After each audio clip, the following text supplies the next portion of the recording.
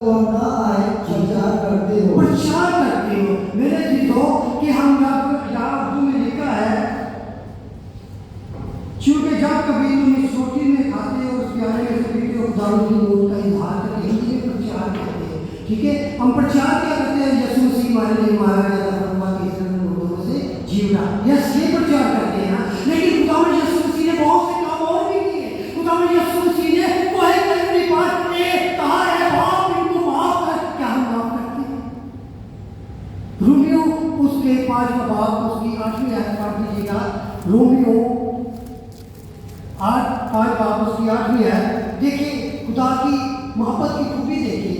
लेकिन खुदा की मोहब्बत की खूबी हम पर गुज़ाहिर करता है। हम गुनाहगार ही थे, मसीह हमारी खातिर हुआ। मेरे दिलों अगर हम अपने आप को छांटते और सुधारना पाते, हम बहुत से बीमार हैं, बहुत से सो भी गए हैं। क्यों? क्योंकि हमने अपने आप को छांटा।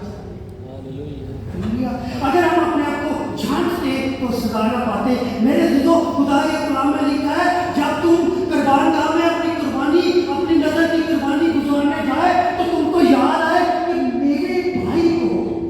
मेरे भाई को मुझसे शिकायत है। मुझे भाई से कोई शिकायत नहीं। अभी पास्टर जी यही बता रहे थे कि मुझे किसी से शिकायत नहीं। अगर उसको मुझसे शिकायत है तो खुदा के बच्चे मिलकर जब तू कुर्बानगाह में जाए तो तुझे याद आए कि मेरे भाई को मुझसे शिकायत है, तो अपनी नजर कुर्बानगाह में छोड़कर अपने भाई से पहले उसको क्या कर, माफ कर दे, उससे मिलने पहले उसकी बादशाही आसपास की तलाश करो। पहले जब नैनवाश जब एलिया सारपत में गया तो कलाम में लिखा है, बेवा थी तो उसने कहा कि पहले मेरे लिए रोटी ले, फिर तू जो जैसा चाहती हो वैसा कर।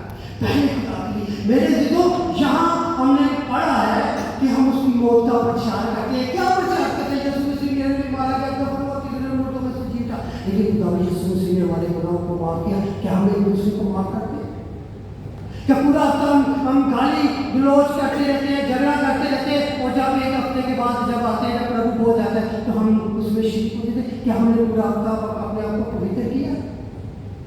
मेरे चीजों अगर कलाम में लिखा था 30वीं आयत में, अगर हम अपने आप को छांटते तो सुधार पाते हैं। खुदा के वचन में ये भी लिखा है, पास ख्याल कर तो तू कहाँ से गिरा है, और तौबा करके फिर वापस पहले की तरह काम कर, क्योंकि तूने पहले से वापस छोड़ दी। हालेलुया।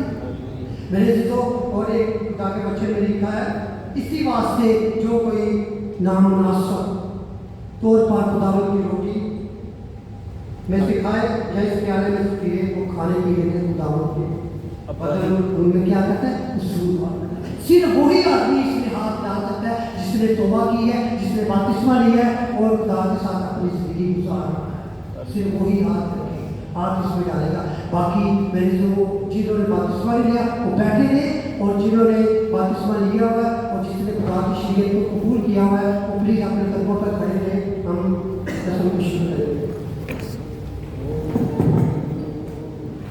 क्योंकि ये बात मुझे खुदावंद से पहुंची और मैंने तुमको भी पहुंचा दी। खुदावंद यीशु मसीह जिस रात को पकड़वाया गया, रोटी ली और शुक्र कर तोड़ी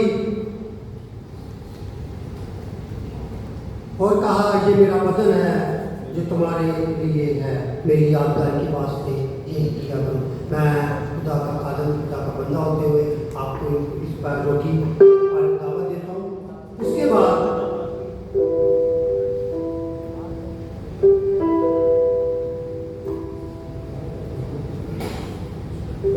इस तरह उसने खाने के बाद प्याला भी लिया और कहा, यह प्याला मेरे खून में नया आया है, जब कभी पियो मेरी यादगारी के लिए यही किया करो। मैं खुदा का बंदा होता हूँ आपको दावत देता हूँ इस खून और गोश्त में शरीक हो। और खुदा के वचन में लिखा है, मेरा बदन फिल हकीकत खाने की चीज़ है और मेरा लहू फिल हकीकत पीने की चीज़ है। अगर मेरे दिलों इस प्याले इस खून में जब हम शरीक होते हैं, ये तशबीह है, ये रोटी खुदा यीशु मसीह के खून को, उसके बदन को ज़ाहिर करती है, और ये शीरा खुदा यीशु मसीह के लहू को ज़ाहिर करता है। और जब हम ये आयत पढ़ी तो खुदावंद की मोहब्बत की खूबी हम पर यूँ जाएगी कि जब हम गुनाहगार हैं तो मसीह हमारे खातिर होगा। मैं